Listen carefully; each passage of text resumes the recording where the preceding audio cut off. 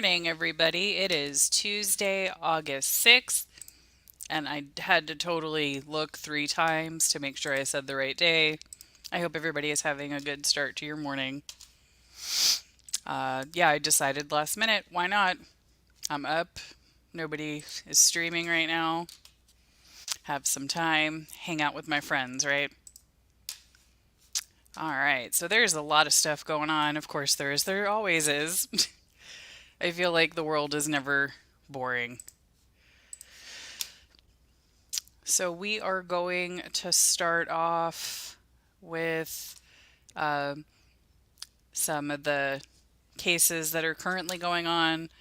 Delphi, I always want to call it Delphini, but Delphi, the Wisconsin man that killed somebody over tattoo,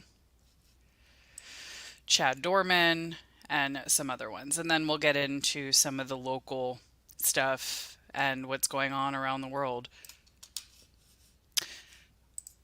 Thank you guys for joining me this morning. Yeah, the photo that I shared of Michi, she is, yeah, she's the cutest thing. I love that dog so much.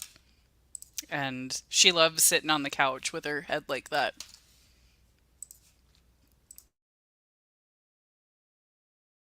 Murder. It took a Waukesha County jury just 3 hours to arrive at their verdict in the tattoo murder case. Waukesha County reporter Brett Lemoyne is live with reaction from the victim's parents.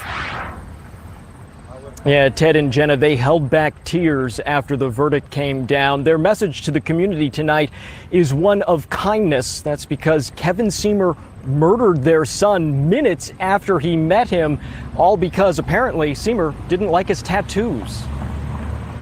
More than a year after he was murdered, I got his tattoo and I got his armbands on, and you know what? We're very happy with the way it turned out. the family of Josh Davies finally has justice. Josh was a lover, not a fighter. Never. June 17th, 2023, Kevin Seamer was inside a Heartland wine bar. Davies and his wife walked in. This was Seamer's immediate response to a complete stranger.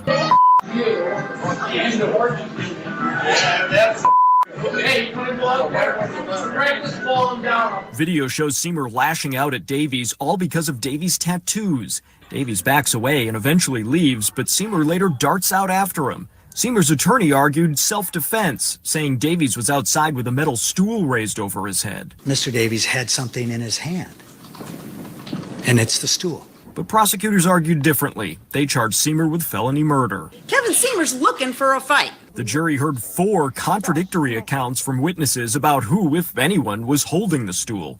But ultimately, the Waukesha County Medical Examiner's testimony and Seamer's own words were insurmountable for the defense. Prosecutors say Seamer punched Davies in the head. Remember how she described the level of force, the acceleration that would have had to have occurred in order for Josh to have the injuries that he did. Davies fell to the ground. He died in a hospital a month later. I would say, yes, I pushed him. Now, the jury only had one question for the court during their deliberation, and that was to see that recorded police interview with Kevin Seamer one more time. Seamer did not testify during this trial. Waukesha County District Attorney Sue Opper says there are 5 family members of Josh Davies who will be providing victim impact statements during sentencing. That takes place next month. Yeah, it's the human brain is, very sensitive. A head injury can definitely kill someone. I hate seeing when I see videos of people getting into fist fights or kids getting into fights and they just swarm and kick their heads, and you could so easily kill somebody over something so stupid, an argument over tattoos. I just saw a video in Miami Beach where these people attack this guy and they get him on the ground and they just start kicking him in the head. I think if you kick someone in the head or hit him in the head and the person survives, it should definitely be an enhanced charge. Not aggravated assault, definitely attempted murder, because what are you trying to accomplish when you're kicking or punching someone in the head like that? That's just insane. And the jury, I think, did the right thing with that. And I just don't understand how you could be that angry at a stranger that you don't even know.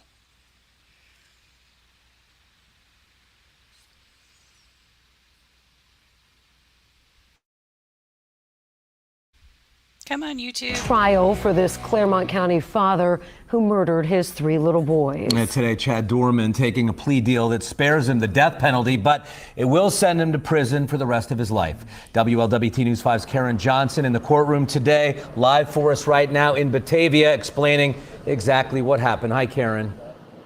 Yeah, hey, Mike, I know there is public outrage over his life being spared, but after the hearing, the prosecutor did hand me this. It is a letter, a statement from Dorman's ex-wife, Laura, and I want to read a portion of it. I am in full agreement with how the criminal case was resolved and the decision to end the criminal case with a plea. Having a guarantee that he will spend the rest of his life behind bars is what is best for my family.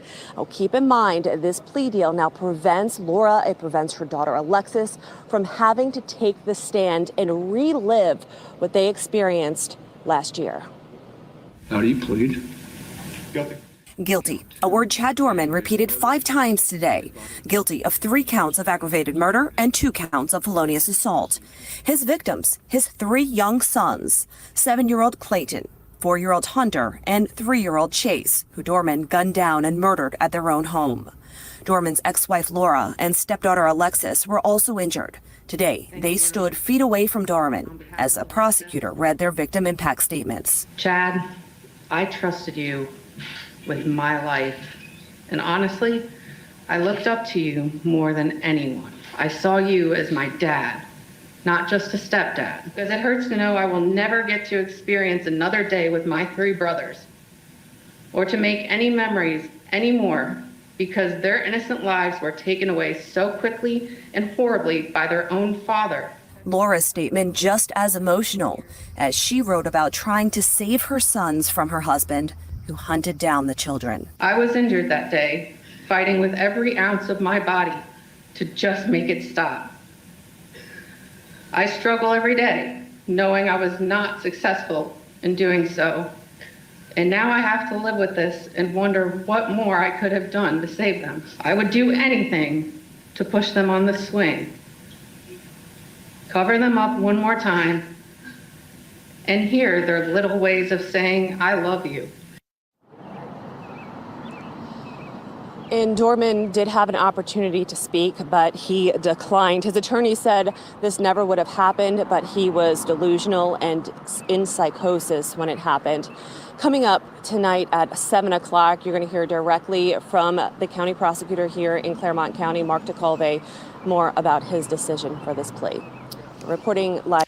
If the family's happy, I'm happy. It spares them the trial. It spares them having to testify, because the anticipation and going through the trial is also very traumatic.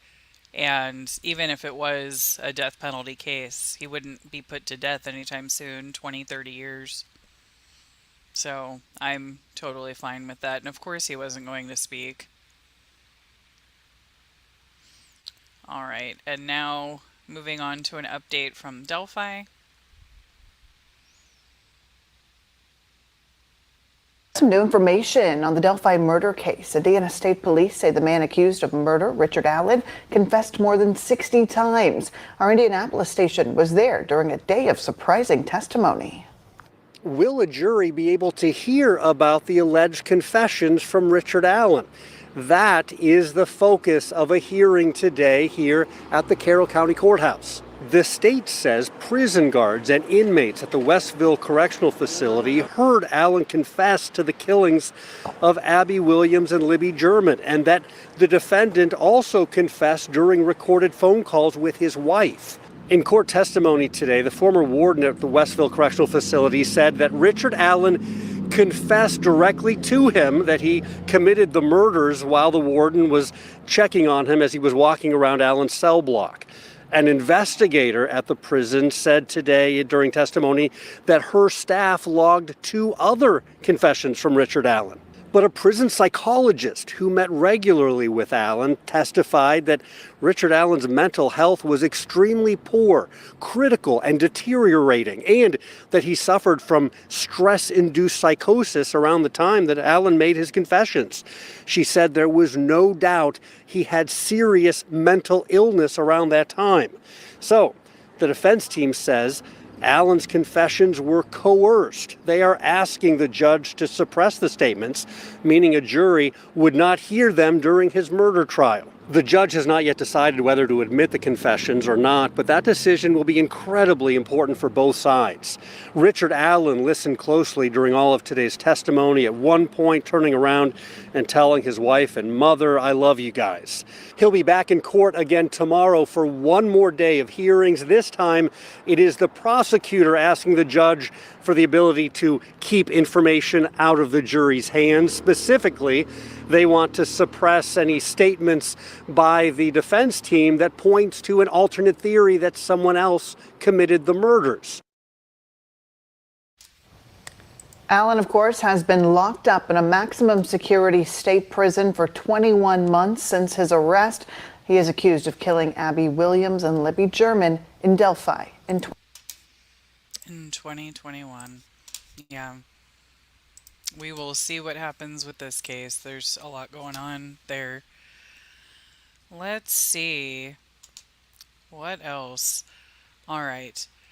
So, there is a scam. Of course, there's always scams going on, but there is another one that you may have heard of before. It's a jury duty scam. So this woman is warning everybody. She didn't fall for it, but she almost did. I wonder if what the scam is. They want you to pay? I don't know. Let's find out. A Dallas County woman says she almost fell for a jury duty scam. She got a call from somebody claiming to be a Dallas County Sheriff's deputy, saying she needed to settle a legal matter related to jury duty. She figured it out fast, but it doesn't happen like that for everybody. Amelia Jones has the warning from the Sheriff's office tonight. Amelia. Yeah, Steve, Heather, for most law-abiding citizens, getting a call that there's potentially a warrant out for your arrest because you missed jury duty can sound very serious. A voicemail left for one Dallas woman was so believable that she called the number back only to find out it was a scam. Hello, this is I'm a deputy down at the Dallas County Sheriff's Department, ma'am. I have a legal matter that's regarding you. It is urgent. When Lisa Cobb heard this message, she believed it.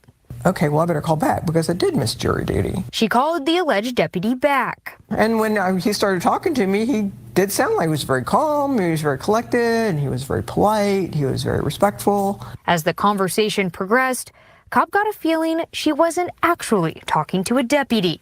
And I said, sir, I'm not going to continue unless you give me your badge number. When he finally gave one, she hung up and called the Dallas County Sheriff's Office. The woman answered, she goes, no, that's a scam, you know, it's been going around. And I said, well, I thought so. Cobb learned the caller used the name of someone who actually used to work for the sheriff's office. Doug Sisk with the Dallas County Sheriff's Office says he sees this scam 2 to 3 times a week.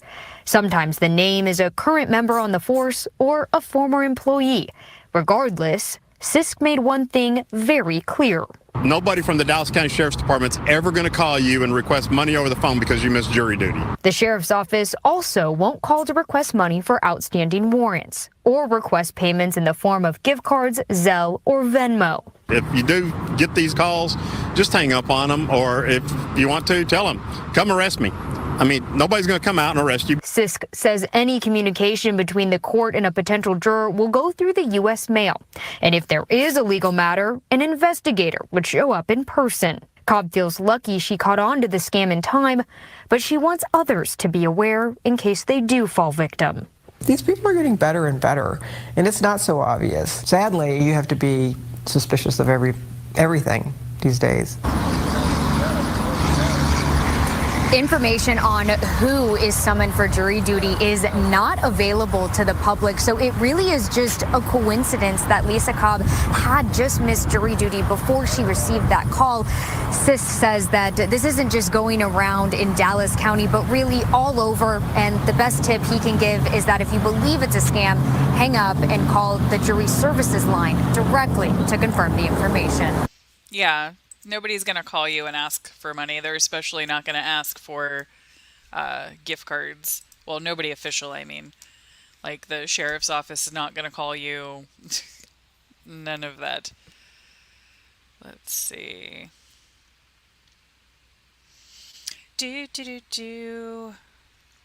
Yeah, there's so many...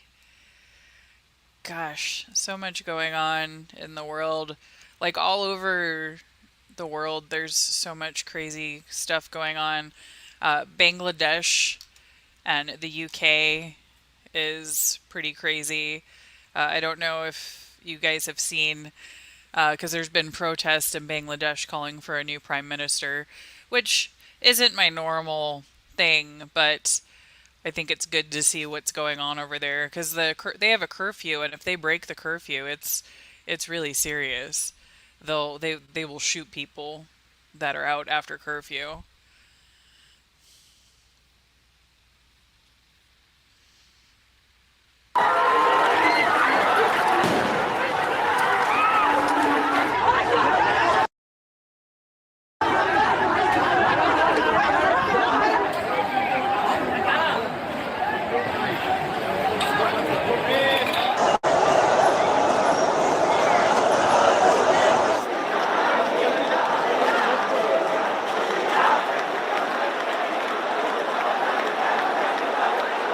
Secured anywhere. We have no safety. This cannot be a secure and independent country.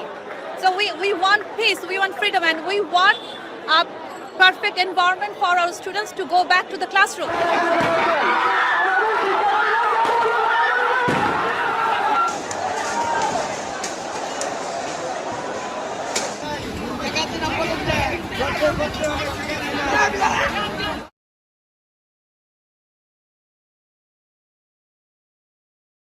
And they shut down internet services too, so they can't even communicate online. I guess, I don't know how good cell phone service is over there, but that's terrifying. I hope that stops soon. And then in the UK, there's been violent protest for days. I can't even call it protest. It's more like a riot. There was 3 little girls that were murdered by a 17-year-old. They were stabbed to death. And there's been misinformation being spread. There was false rumors that the murderer was in the country illegally, but he was actually a UK citizen. There's been attacks on Muslims and mosques, but like businesses are also being burnt down, and there's a lot of damage. And this is all over. It's in England, it's in Ireland.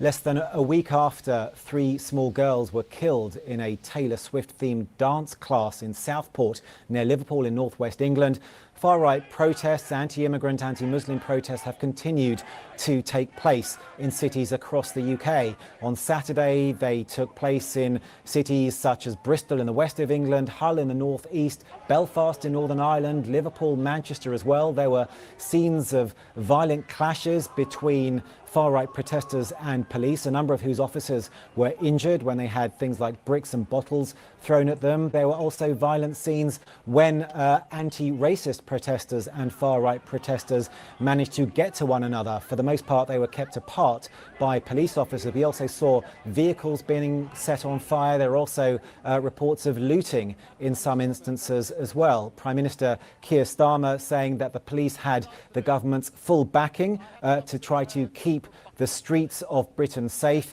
and to take full measures that were necessary against those that, in his words, were looking to sow hate. Now, these protests began in the wake of this stabbing that, as I say, left 3 girls killed.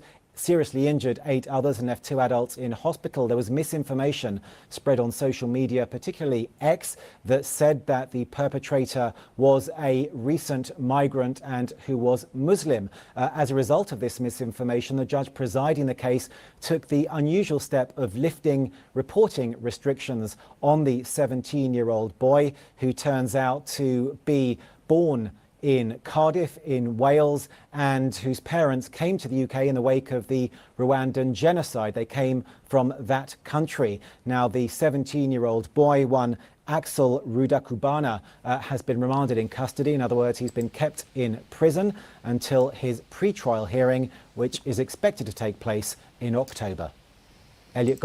Wow, October. That's a long time. I guess they don't have quick trial rights there. So New York has been able to take down a bunch of gangs recently, which is good. They've had a lot of issues recently, and some local rappers and stuff were involved. Yeah, so let's take a look at this. Well, now to an exclusive you'll see only right here on Fox 5. We were there, and the only TV crew along for what police call the takedown of some of the most violent gang members they've ever seen. All right, our Lisa Evers joins us now with her exclusive look with the NYPD. Lisa.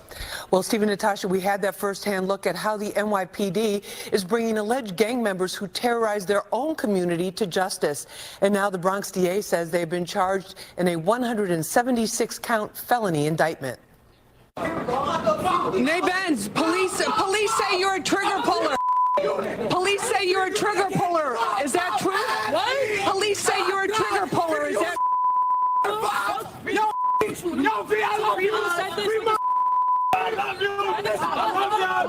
We're here at a secret undercover location in the Bronx where NYPD detectives are getting ready to launch a manhunt for nearly 24 gang members wanted for serious felonies, including murder. It's a Lisa Evers exclusive. It's before dawn on Wednesday, but NYPD detectives from the Gun Violence Suppression Division, called GVSD for short, are joined by detectives from Bronx precincts and warrant squads for this important mission.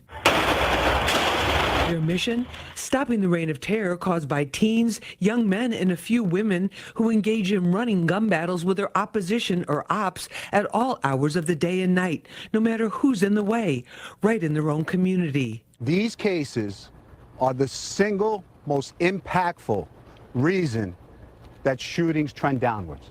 The targets are 20 members of the Slattery gang based out of Slattery Playground in the Fordham section of the Bronx. If you come around from 2 on, that's when it fills up with all the gangs. Investigators say they're responsible for more than a dozen shootings and attempted murders.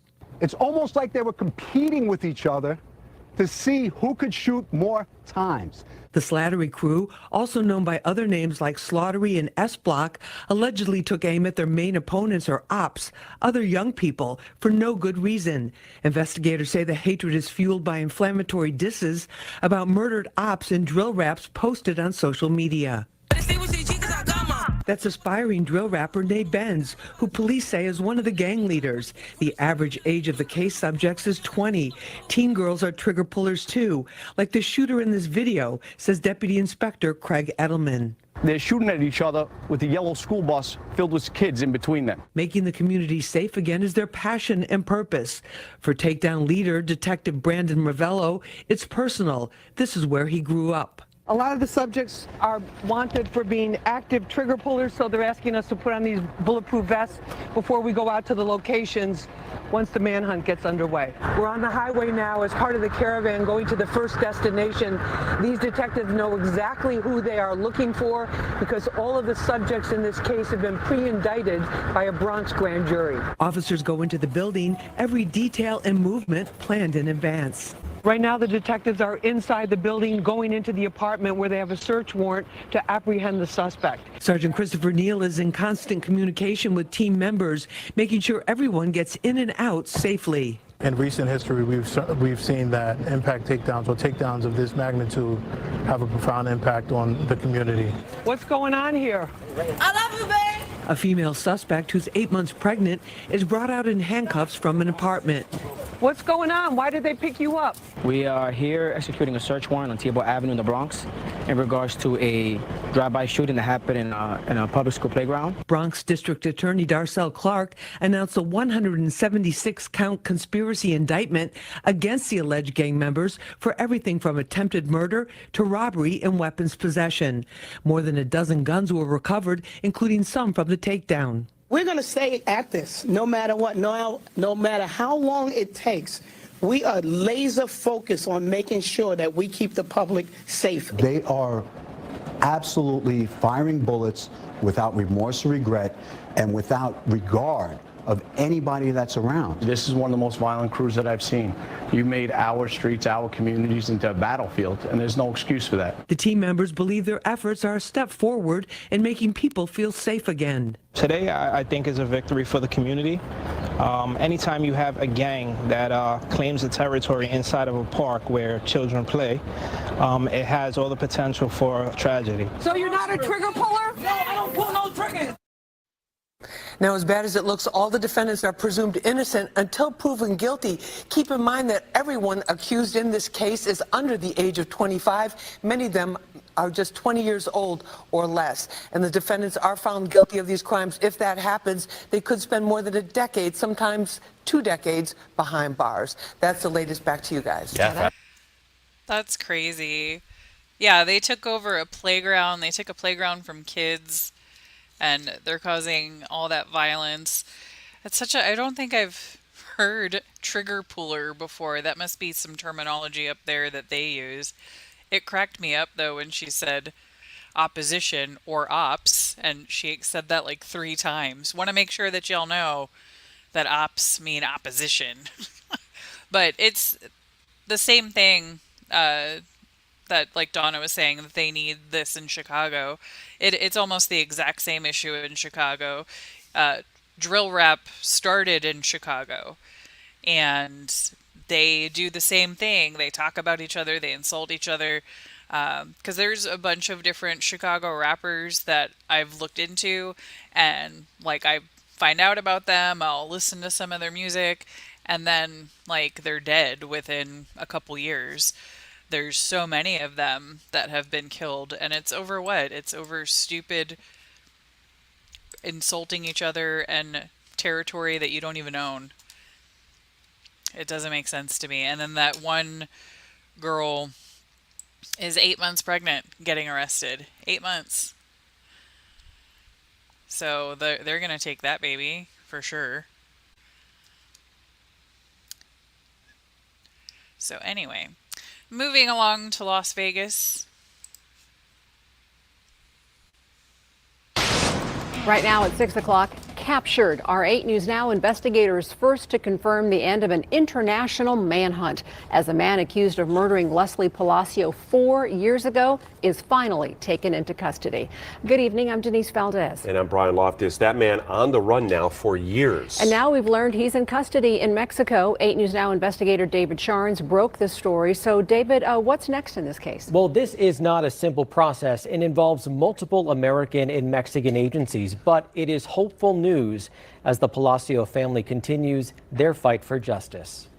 Yo necesito hacer justicia. Leslie Palacio's family demands justice days after crews found the 22-year-old's body near the Valley of Fire. As her family grieved, the main suspect in her death, now 29-year-old Eric Rangel Ibarra, was in Mexico. Rangel Ibarra's father, Jose Rangel, telling police he drove there with his son before they split up. Police honing in on Rangel Ibarra after video showed him with Palacio in the hours before her death. Prosecutors say video from the morning of August 29, 2020, shows Palacio, seen here alive, get out of Rangel Ibarra's truck and head into the family home.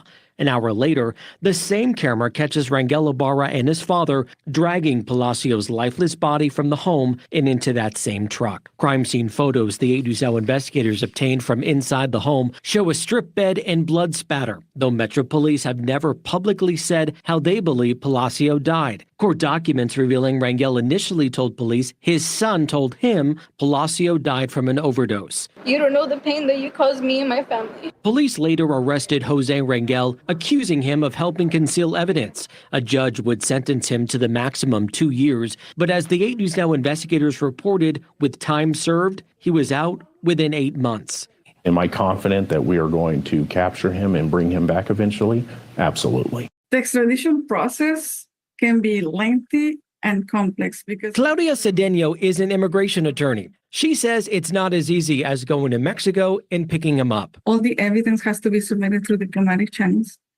And then Mexican Foreign Ministry has to review all the requests, the evidence, process it. The process involves several government agencies here, including the State Department and their Mexican counterparts. Usually the process can take from 3 months to several years, depending on the case complexities. Could take up to several years. Now, according to federal documents we reviewed today, Mexico will go through with this process if the death penalty and life imprisonment are off the table. We repeatedly attempted to get more information about this arrest from police in Mexico today, but they repeatedly hung up on us. I'm David Charnes, 8 News Now. David, thank you. A spokesperson for the Palacio family declined to comment at this time. Metro Police did not respond to our interview request. The Mexican police said, "We're not talking to you. We're going to hang up." Ooh. As long as they send him back, they can hang up, but just send him back, please. I wonder why they don't want to talk to them. That's interesting. So did you guys see in the news about Robert Kennedy leaving a dead bear in Central Park? That's a weirder story. Definitely weird.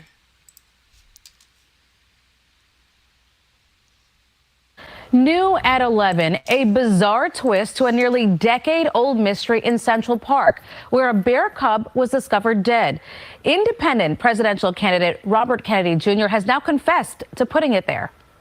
A woman in a van in front of me hit a bear and killed it, a young bear.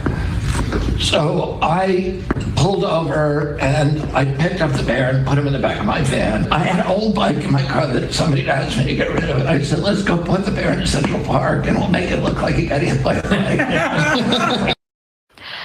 Kennedy sharing his conversation with Roseanne Barr on social media after he claims a fact checker from the New Yorker called him to verify the story. He says he intended to use the bear for meat and bring it to his Westchester home, but evidently ran out of time and ditched it in the park before heading to the airport. CBS New York covered the story back in October of 2014. A dog walker discovered the 3-foot-long black bear on top of a bicycle in some bushes. That's so why? You were going to use it for meat? Like, oh my God, why? So he was going to use it for meat, but then he had to go to the airport? That literally doesn't make any sense, like, at all. Like, no. I don't know. Yeah, that's not really a funny story. Why would you leave that for people in Central Park to find? It's hilarious that a bike hit him. Maybe my humor's broken. Yeah, that's just so weird. Anyway. So, road rage. I feel like every time I do a news recap, there's always something in road rage, of course. So, this idiot got caught with the victim's cell phone. So, thankfully, he got caught, but yeah, he's also a moron. I definitely advise that people, if you can get dash cams, I would get one. I have a dash cam that was like $50. So it's better than nothing. Ring also makes a dash cam that you can connect to newer cars. So I definitely advise everybody get a dash cam. Amanda, I have no idea why he would think that was so funny. I don't know. He's weird. Some people have a really weird sense of humor.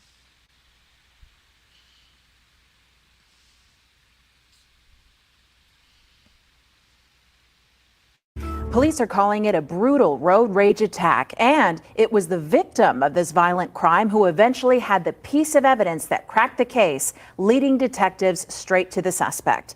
Investigators say 25-year-old Corey Williams became enraged when another driver allegedly cut him off at West Avenue and Patricia Drive on Friday. Officers say Williams then followed the 48-year-old victim into his business parking lot and started taking photos of the victim's car. The victim then pulled out his phone and took photos of Williams' car. That's when police say Williams started chasing the other man around the parking lot and punched the victim. Williams took the victim's phone, but officers found it nearby where he had apparently tossed it. Photos on the victim's camera of Williams' car ended up being the key piece of evidence. Police tracked Williams down and arrested him. He's charged with robbery. Yeah, people are insane, and we're seeing more and more road rage incidents. And I love you all, so get a dash cam if you can. Like I said, the one that I got isn't the best, but it was $50. And there's better ones, like the Ring one that I've been looking into. It hooks into your car, and if someone hits it or something when it's not on, it'll still record it. And there's some other cameras that'll do that. I just know that the Ring one is very easy where it plugs in. You just have to make sure that it works with your vehicle. So in LA, there was a homicide. I don't remember how long ago it was, maybe a couple months ago, a couple weeks. A General Hospital actor, Johnny, was murdered, and they finally released photos of the suspects.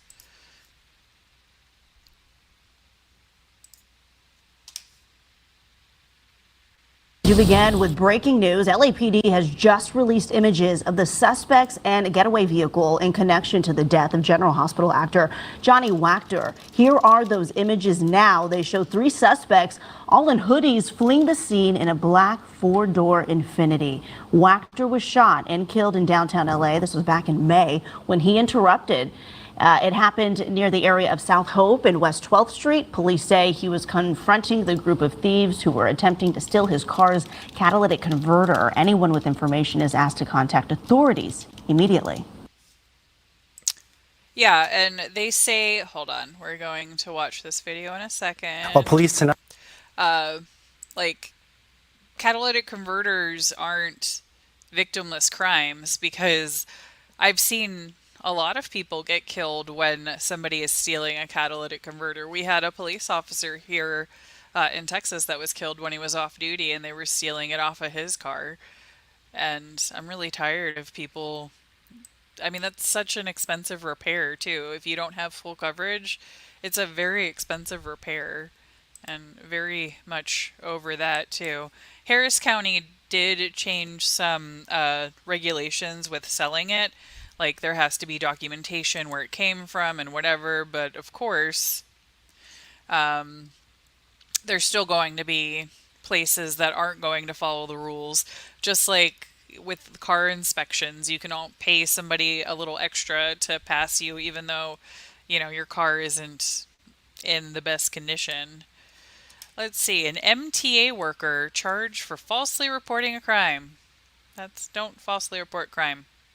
Tonight have arrested and charged an MTA employee for falsely reporting an incident to the NYPD. Officials say 54-year-old transit cleaner Henry Herring claimed he was slashed in the hands by an unknown object this past Wednesday. Herring is now being suspended without pay while a review is underway. In a statement to Fox 5, an MTA official says, in part, quote, "What's alleged in this case is beyond disappointing, pulling resources from investigations of actual crimes while undermining confidence in the safety of the transit system," end quote. So he said his hands were slashed. Were they not slashed? Like, that's a pretty stupid thing to lie about. Did you slash your own hands?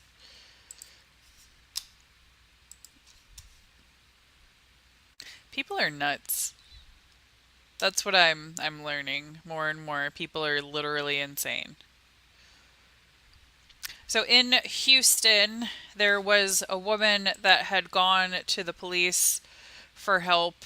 She was being stalked And for 6 months, she was being stalked before he ended up killing her. She tried to get help from the system, and the system did not protect her.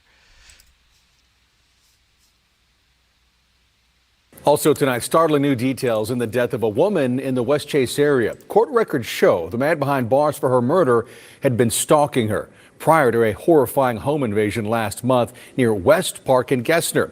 As ABC 13's Micah Hatfield found out, the victim made a recent cry for help. After police arrested Bruce Wayne Gerard, they say they found disturbing notes relating to the victim inside of his car. According to a search warrant, he had handwritten a plan on how he planned to find her using her social security number and phone records. They also say they found a note that said, quote, "I will find Tanisha Richards." For roughly 12 minutes, Bruce Wayne Gerard stood outside of Tanisha Richards' condo at the Idlewood complex on July 2nd. A neighbor's surveillance camera caught the man repeatedly ringing the doorbell and pacing back and forth, according to a search warrant. But then 25-year-old Richards, seen here in a photo from Facebook, cracked the door to answer it. The video caught him forcing his way inside. Between 3 and 4 minutes later, investigators note that he left. A neighbor called police, who found Richards dead from gunshot wounds inside. It's unclear the extent of their relationship, but it seems that they knew of each other at least. Richards had made a police report in December of last year, according to records, saying that Gerard had just gotten out of jail and was harassing and threatening her. She wrote that she was scared Bruce would find where she lives now, and that she was, quote, "scared for her life." Houston police arrested Gerard on July 5th and say they found Richards' tax returns in his car and a photo of her with, quote, "no weapon, no evil eye, no curse of the third party will work. No person can control or stop us," handwritten on the photo. 43-year-old Gerard is now charged with capital murder, and a judge denied his bond. He is currently on parole for a 2005 aggravated assault with a deadly weapon charge. Okay, they denied the bond. I'm surprised that they did. He's definitely a threat to society. And I think that there's probably something wrong with him, because it doesn't seem like a normal person the way that he's acting. But Bruce Wayne, and I like how she kept saying it the whole thing. Like, is his first name Bruce Wayne? Or is his middle name Wayne, and they're just saying Bruce Wayne Gerard? Because, I mean, clearly that was done intentionally. I would think that that was intentional, that you name your kid Bruce Wayne. But I would have to ask his parents to know for sure. So, all right. So, moving on to Hawaii. They have been able to solve a cold case, another cold case with DNA. We always love when cases get solved. So this is actually they solved a case from 1991. Come on. That breaking news is on Hawaii Island. That's where a decades-old murder has been solved. Multiple police sources confirmed the person responsible for the brutal attack of Dana Ireland on Christmas Eve 1991 has been identified through DNA. Lynn Kawano has the exclusive. Multiple tests in recent months zeroed in on a Hawaiian Paradise Park man. But that man killed himself last week after he was ordered to do a cheek swab. The man's name is not yet being released, but he lived within 2 miles of the fishing trail where Dana Ireland was found, brutally beaten on Christmas Eve in 1991. She died the next day. Ireland had been raped. Semen from her body, on her clothes, and on other items from the scene, plus more recently, sweat and skin DNA from a T-shirt at the scene, all pointed to one person. Unknown male number one. That person, a 57-year-old man, would have been 25 at the time of the crime. The Hawaii Innocence Project was crucial in identifying the man. We sent the DNA that existed for unknown male number one to Steve Kramer, who's a person who headed up the capture of the Golden State Killer. Taking that DNA, he was able to go back to records back to the 1700s here in Hawaii that led all the way up to this individual suspect. The Hawaii Innocence Project learned in February the lab identified a possible suspect. Police and the FBI started surveillance. The man was seen discarding a fork in public, and that fork was sent to the lab for more testing. On July 3rd, results confirmed a match. On July 19th, Hawaii police officers with a search warrant got a cheek swab from the man. Days later, last Tuesday, the man was found dead in his home, an apparent suicide. The next day, the DNA results from the cheek swab returned, showing a positive match. He didn't spend a day in jail. Now, to me, if I know I murdered and raped this girl in this fashion, sent 3 people to be convicted, and the prison, 2 of them in prison for a lengthy amount of time, 1 died in prison, yeah, if I ever get caught, I'm going to take the easy way out. 3 men were wrongfully convicted of Dana Ireland's murder in the late 90s. A judge threw out the convictions for 2 of them, Albert Ian Schweitzer and Sean Schweitzer. The 3rd man, Frank Pauline, died in prison, serving time for Ireland's murder. A hearing is scheduled for Tuesday to discuss the new developments in the case. Well, that's terrible. 3 people were convicted of it that didn't even do it. Well, I'm glad that they finally caught who it was, but 30 years is a long time to be in prison for something you didn't do. I'm curious what they used to convict them. Yeah, no, yay science. I'm very happy that we have these things, because nowadays it's so much harder to get away with things like that because touch DNA. You can get DNA so much easier. So in San Antonio, they're having an issue where kids are going to the abandoned houses and having parties. And recently this came in the news because there was a 17-year-old that was killed at one of these parties. And on social media, these kids have like long guns, AR-15s and stuff like that. It's crazy to see people this young with weapons like that.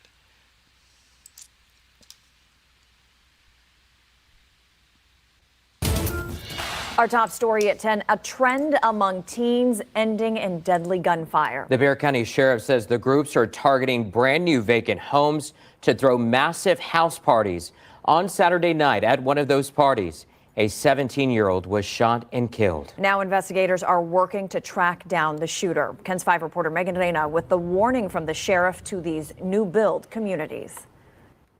From what's being described to us, that's what these things look like. Guns, booze, and a packed home, all caught on camera. Sheriff Javier Salazar says this was taken from a house party Saturday night, not far from where a different party ended in gunfire. We were woken up by, I would say, at least 10 gunshots. Catherine Morales lives right across from the brand new build by Lennar Homes off Rock Mill Dam in West Bexar County.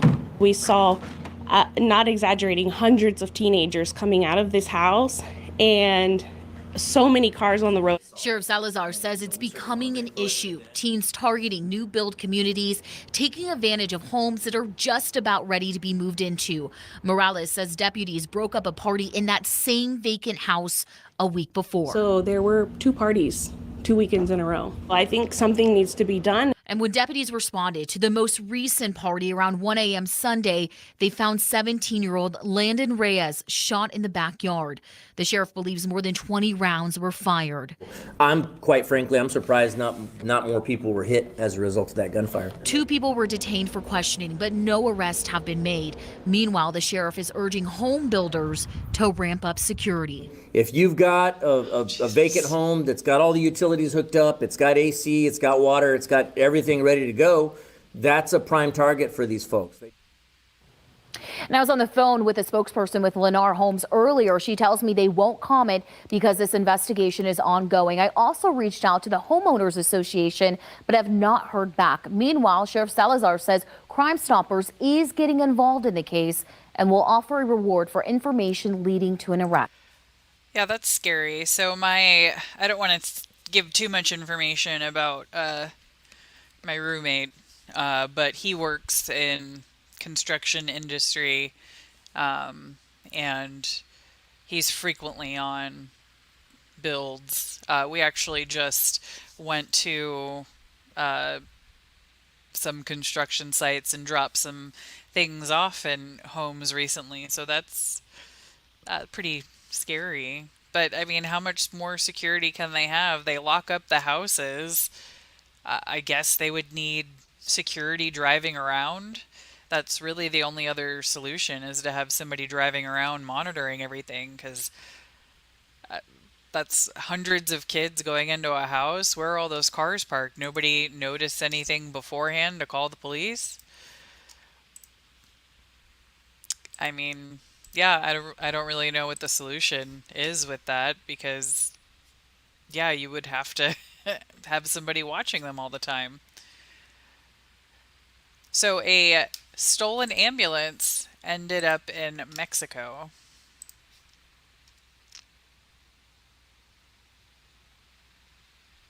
Across Texas tonight, the search for an ambulance stolen from Brownsville ends with a crash in Mexico. Brownsville police say around 7 Sunday morning, EMS responded to an emergency call where a man told paramedics he had stomach pain and asked to be taken to the hospital.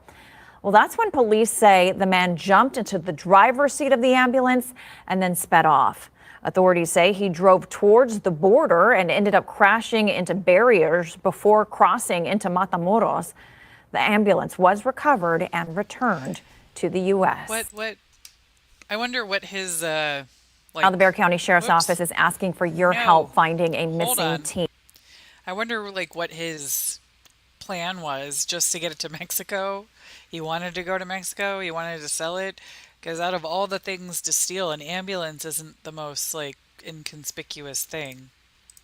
So another teenage girl is missing that went off with an older man. This is the third or fourth one that I've seen this week. The other two were 12-year-old girls. This one's 14.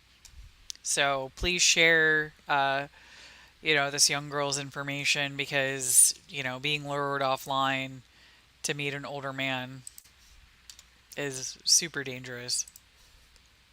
Take a look here. 14-year-old Ana Alexandria Arroyave Ortiz was last seen Sunday afternoon leaving her home on Smith Road in South Bexar County.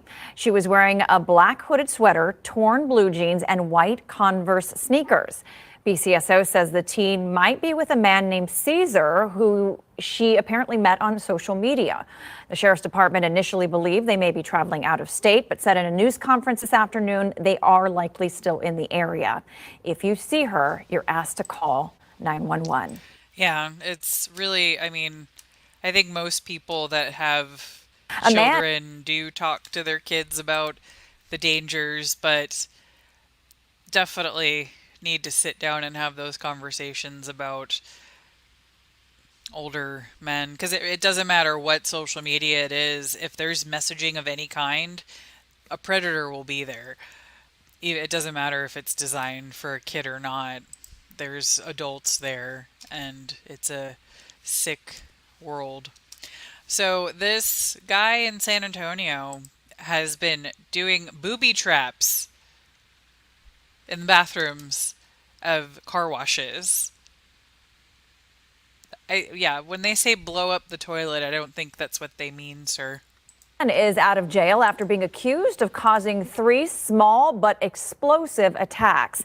Court documents accuse the 46-year-old of booby-trapping bathrooms in local businesses and causing explosions. KENS 5 reporter Sue Kalberg has the details that include minor injuries to victims using the toilets. The first attack was reported July 20th at the wash tub on Bandera Road in Helotes. The arrest affidavit says a man was caught on their security camera going into a unisex bathroom, and then moments later, when someone else used the facilities, there was a small explosion. Detectives say a woman was injured, but she left the location before a report was made. Then just 6 days later, there were 2 more victims at a wash tub in San Antonio at 1604 near 281. The affidavit says an employee was injured when she sat down on the toilet, and then moments later, a little girl had a similar experience. The detective claims physical evidence left behind at both scenes is the same. They found the remains from small, readily available commercial fireworks that are designed to explode when pressure is applied. In every case, the affidavit claims 46-year-old Paul Moses Alden can be seen on security cameras entering and leaving the bathroom, sitting in the lobby watching the bathroom door, and then leaving the area after the explosions. We called, we emailed, we're going to try a little personal visit.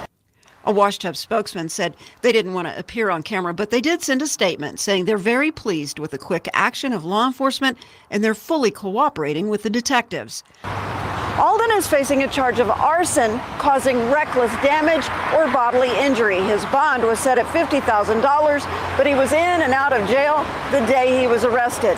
Court records indicate he's awaiting indictment, but his next court date hasn't been set yet. I just want to know why. Why would you do that? Why would you put toilets to explode? That doesn't make any sense. So I saw this morning that Netflix is getting sued because of Baby Reindeer. Apparently, she was never convicted, and it's people figured out who she was and have been harassing her.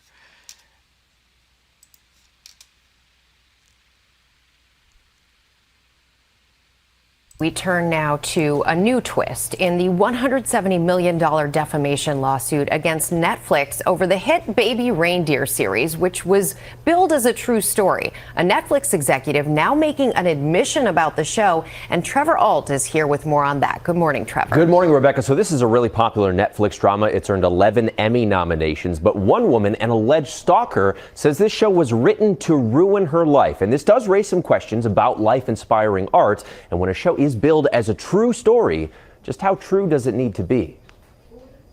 You say this woman's stalking you? Yeah, like 6 months maybe. Why'd it take you so long to report it? I think she needs help. This morning, a real-life twist and a massive lawsuit in the story that inspired a hit Netflix drama about a comedian and his stalker. Martha, can you let go of my hand now, please? Martha, please let go. Don't you dare! Richard Gadd created and stars in Baby Reindeer, which he says he based on his real experience with an alleged stalker who sent him more than 41,000 emails and left him 350 hours of voicemails. The first episode even saying on screen, "This is a true story." In the show, the stalker is named Martha Scott. Honestly, where were you last night? You need to tell me if you're not working. But this woman, Scottish lawyer Fiona Harvey, says that character is based on her, filing a $170 million defamation lawsuit against Netflix, telling Piers Morgan, "It's taken over enough of my life. I find it quite obscene. He's a liar."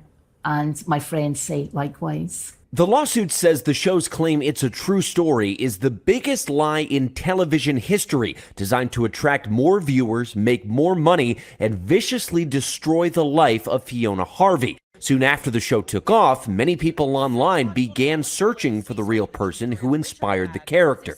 People online are convinced that this is the real Martha Scott. Her name is Fiona Harvey. The internet sleuths tracked me down and hounded me and gave me death threats. The lawsuit also notes the character in the show allegedly based on Fiona Harvey is a twice convicted stalker sentenced to 5 years in prison, when in real life, Harvey was never convicted of stalking. In a letter obtained by Deadline before the lawsuit was filed, Netflix does admit the person on whom the show is based was subject to a court order rather than a conviction. And a motion Netflix filed Monday says, as is obvious to any reasonable viewer, the series is not a factual documentary. And star Richard Gadd maintains in sworn testimony that Fiona Harvey did stalk and harass him for years, even attacking him physically, but says in a court statement, like all characters in the series, Martha is a fictional character with fictional personality traits that are very different than Harvey's. Now, Richard Gadd does also maintain the show is emotionally true, and each episode of the show has a disclaimer that says the program is based on real events, but certain characters and events have been fictionalized for dramatic purposes. That disclaimer, though, is not until the very end of the credits, as opposed to this is a true story right at the beginning. Yeah, exactly. That's a key point in all of this. Also interesting, she's suing Netflix. She's not suing the creator. Interesting. Even though he created it. The deep pockets. Yeah, I suppose so. Definitely something to... It's emotionally true? What the hell does that mean? I'm gonna steal that and use that sometimes when I now when you lie, there you go. It's emotionally true. Uh, so Sarah Boone has just been very interesting. There was a motion, I think, yesterday. I don't have the latest video. This one's from a couple days ago. New details now. The woman representing herself in her own murder trial just filed several new documents in the case. Sarah Boone is accused of zipping up her boyfriend in a suitcase and then leaving him to die there 4 years ago. Fox 35's digital journalist Garrett Weimer is joining us live from the newsroom tonight. So Garrett, she's making several requests. Yeah, that's right. There are pages and pages of handwritten requests from Sarah Boone. Two big things she's asking for: a standby counsel to help her get ready for trial, and she wants the state to handle the fees for a private investigator and for witnesses. Now, let's take a look at some of the letter that Boone sent to the state. In it, she says she's trying to avoid any further persecution and penalization from the judge and court while trying to succeed in her, quote, forced position of representing herself. Now, she claims she has received no discovery or case materials yet, and she continues to ask on several pages for the court to pay for the fees for her to have a defense investigator and expert witnesses. Now, the state is denying her request for a standby counsel, saying she waived her right to a court-appointed attorney. But the court did authorize $5,000 for a defense investigator, and it did approve funds for a defense mental health expert. Any other witnesses will have to be submitted for consideration. Now, as for the case materials and a laptop to work on, the court says those will be provided to her after a hearing on Monday, and Boone will have access to that laptop from 8 a.m. to 4 p.m. each day. Yeah, so that hearing was yesterday, and I know that she was very sassy in court to the judge. She's definitely one of the more interesting defendants, that's for sure. I saw some clips on Twitter with some of her comments. So, a mayor suddenly resigned, and then the mayor was arrested on a rape charge. This mayor is a woman. A major development involving DeRidder's former mayor, Misty Roberts Clanton. She's been arrested for rape, allegedly involving a juvenile. Good evening, I'm Cynthia Arsenault. The State Police Special Victims Unit interviewed 2 juveniles, including the alleged victim. Both confirmed Roberts had sex with the one juvenile while employed as mayor. 42-year-old Roberts is facing 1 count of third-degree rape and 1 count of contributing to the delinquency of juveniles. She's been released on a $75,000 bond. It'll be up to a grand jury to decide if she'll be officially charged. Roberts resigned as mayor just 5 days ago. Her arrest follows a tumultuous week in DeRidder. Roberts said she'd be away from the office for 2 weeks, appointing an interim mayor on Friday. She then resigned Saturday. Attorney Adam Johnson is representing Roberts. He said in a statement, quote, "My client maintains her innocence, and as it stands, she is in fact innocent. She has not been charged with the crime and or convicted of any crime, and we trust the public will respect her constitutional presumption of innocence, which is fundamental to our system of justice," end quote. Now, we'll continue to update this story as new details are released on air and online at KPLC TV. Yeah, I'm guessing she knew that was coming. That's why she left and then resigned. 42. She's a year older than me. Like anybody under 30, 20, anybody under 25 looks like a kid. That's so gross. So the Conjuring House recently fired an employee,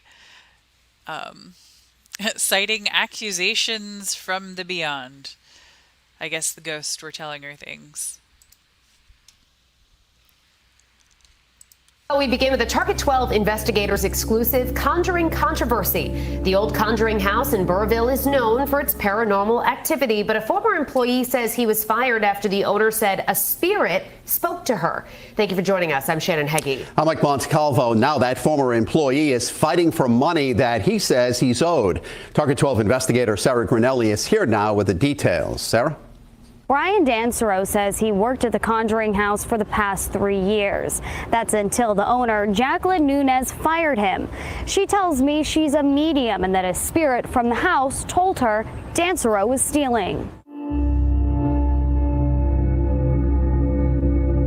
This is not your average home on Round Top Road in Burrville. It's known as the Conjuring House, made famous by a 2013 movie, and for years it's captivated the imaginations of those who seek paranormal experiences. I would hear voices, of course, footsteps, of course. Brian Dansero began working in the house in 2021. One of the stories I have, which makes me smile to this day, is carrying heavy boxes in and getting ready to balance it to open the door, and literally the door opening for me as I approached it, allowing me to walk in with the boxes. And I did say thank you. What the is that? In May, Dansero went full-time as the house's vice president of operations, but within 2 months, owner Jacqueline Nunez let him go after saying she'd heard from the house's 19th century owner.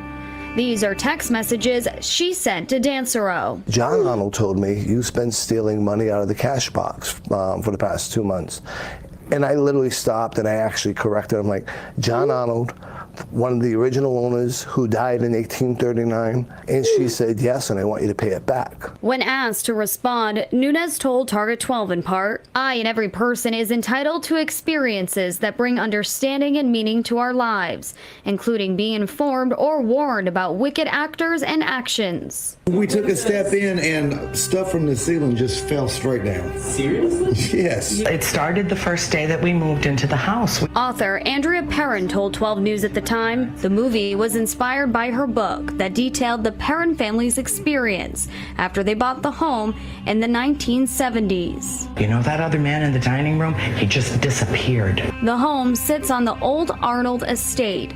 Target 12 found records dating back to the 1800s, referencing John Arnold and his wife Abigail, 2 of the original owners. Horrible. Everything about this is horrible. Dansero filed this claim with the Department of Labor and Training, stating that Nunez owes him $9,000 for unpaid wages. He denies any wrongdoing. Now, did you steal? I can tell you no. I was a paramedic for over 30 years. The stress of all this has been keeping me up at night. I've been having problems breathing at night because of anxiety over it. Nunez tells me Dansero was poised to make $100,000 a year if he didn't steal. She says she's using that money as part of his compensation. State officials are investigating the claim. Can't do With that. the Target 12 investigators, Sarah. That's illegal. You cannot do that. Yeah, I don't even know how to feel about that. I guess the owner's a psychic. That's definitely interesting, to say the least. Let's see. So I have a couple more stories before I let y'all go. I mean, I might go check the house out, but I probably wouldn't want to stay there overnight. The ghost liked him, opened the door. Why would the ghost do that to him? Why would he tell the lady he was stealing? That's not nice. I guess the owner was looking for a reason? I don't know. Let's see. I thought I had... Oh, here it is. A bald eagle rescued in Cleveland. Yeah, let's do some good stories before we end the day. An eagle family with... Whoops. No! Whoops, I touched it. An eagle family with a home in the middle of a Lorraine park have brought together neighbors, bird watchers, and outsiders looking to get a glimpse at our national bird. But recently, the mom eagle was spotted looking quite weak. She was in trouble, but I learned she is now getting help, all thanks to an eagle-eyed couple. A relaxing night at home for Nikki Petchuk and her husband. We were actually sitting up in our bed and we saw her come across the street, hobbling across the street. Quickly turned into a bald eagle rescue. She could not fly. She could only flap her wings up a little bit. Nikki says the eagle got onto a neighbor's porch and was acting off. We were bound to determine that we weren't going to leave her until somebody came and helped her. Video shows a Lorain County Metro Parks ranger carrying away the majestic bird. I had tears in my eyes when they took her away. It's now with Back to the Wild, a rescue and rehabilitation center in Erie County. She is missing a huge number of these secondary feathers. So there's a gap in her wing, a very big gap where there's just no feathers. Feathers that usually regrow that eagles use for lift and flight, allowing them to fly and hunt properly. There's some underlying reason that the follicles may have been damaged to the point that she cannot replace these feathers. For now, this flight cage is home, and there are small signs of improvement despite several feathers still not coming in. She is going up to the high perch, but it takes her time. Like, she does not have the coordination to make turns. And it turns out this mama eagle is part of a well-known and beloved pair in Lorain County. We spotted the nest and people with cameras with lenses as tall as me, and it's like, what's going on here? She had 2 eaglets in this nest at Lakeview Park South above the playground that have drawn in spectators from near and far. I know Lorain kind of gets a bad rap, but this is the beautiful side.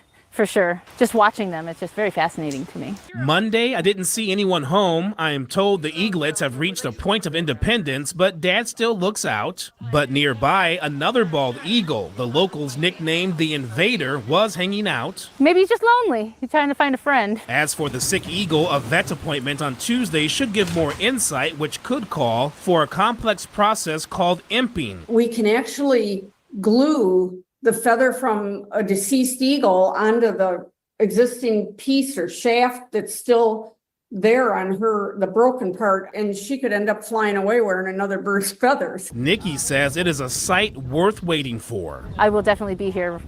If it's cold, hot, whatever, I will be here. I definitely want to see her fly again. See Mama Eagle fly again. Yes.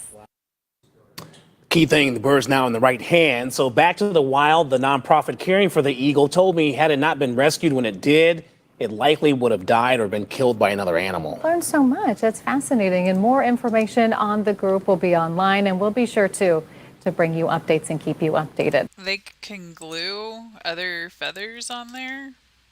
That's interesting, to say the least. All right, so one last video. It's a cute little coyote playing with dog toys. Here's a coyote caught on camera here in Yorba Linda enjoying a little playtime. For weeks, it had been watching a family play with their golden retriever in the yard. This time, the family and the dog watched the coyote from the safety of their home. New at 11, Eyewitness News reporter Leanne Suter spoke with the family tonight about this wild encounter. It may look like a coyote on the attack, but this killer canine isn't focused on feeding.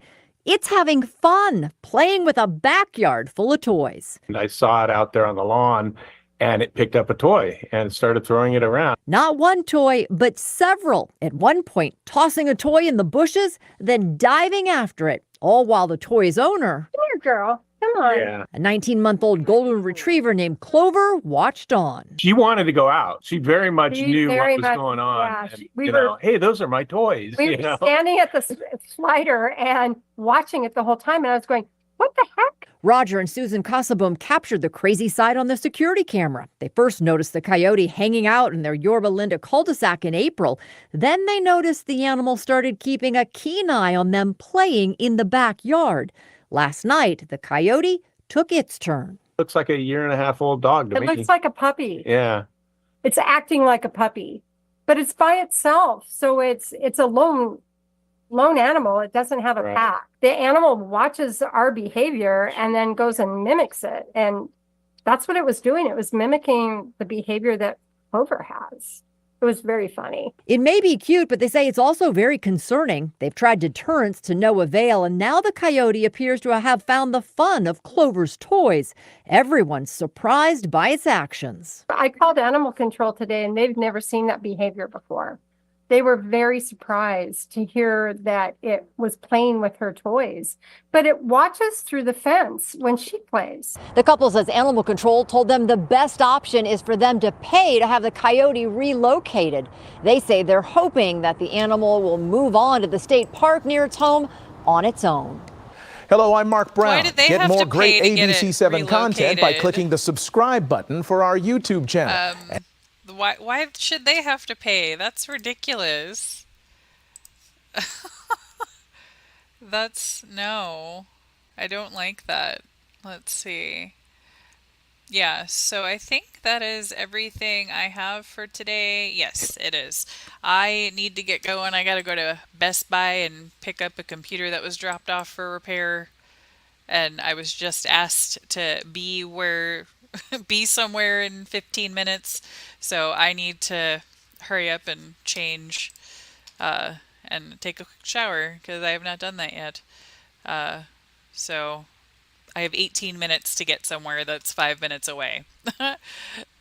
So thank you guys for those of you that were able to come by. I appreciate you. I know it was last minute. I was like, hey, I'm up. Nobody's streaming. Let me hang out with my friends. I think I'll be back Thursday morning, probably earlier, but I will post on Twitter. And now that I figured out how to make posts on YouTube, I will do that too. Appreciate you all. I hope you have a wonderful rest of your day. Bye.